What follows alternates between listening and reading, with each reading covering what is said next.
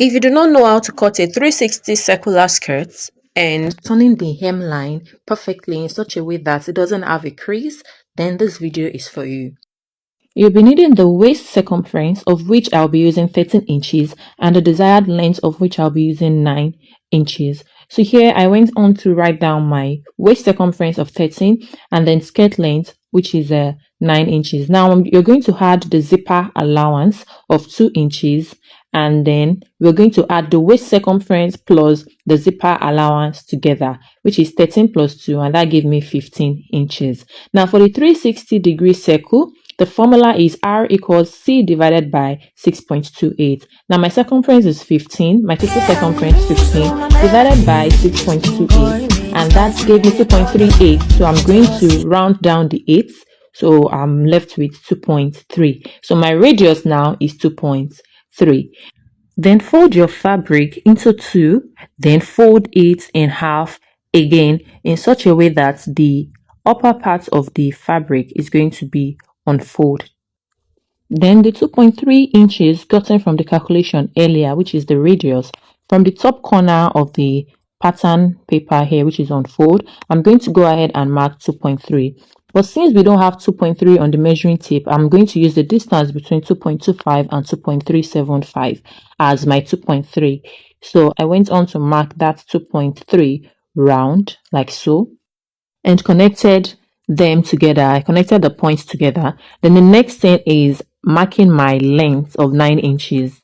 So I went on to mark my length from the radius, as you can see. So length of 9 inches. I went on to mark it round. Then after marking round, I connected with my marker pen.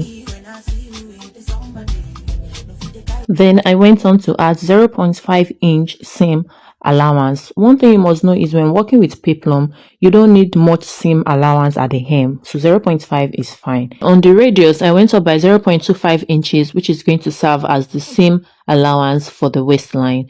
Then I'm going to go ahead and cut out. After cutting, transfer to your fabric and cut out the same thing you have on the pattern paper on the fabric.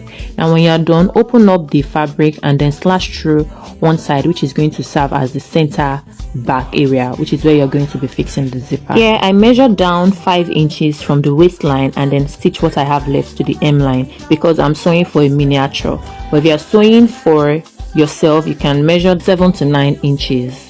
The secret to turning the hemline of any circle dress you're making, anything circle, be it a top, skirt, sleeve, whatever you're making, is to stitch twice. You fold in 0.25 and stitch it round once, then you fold in again and stitch on the same seam line, on the previous seam line, as you can see on the screen. Doing this is going to give you a very neat finishing at the hemline without any fold or any crease. And then stitching on the same seam line is going to give you a very neat finishing on the inside. You won't have any double lines showing on the inside of the skirt.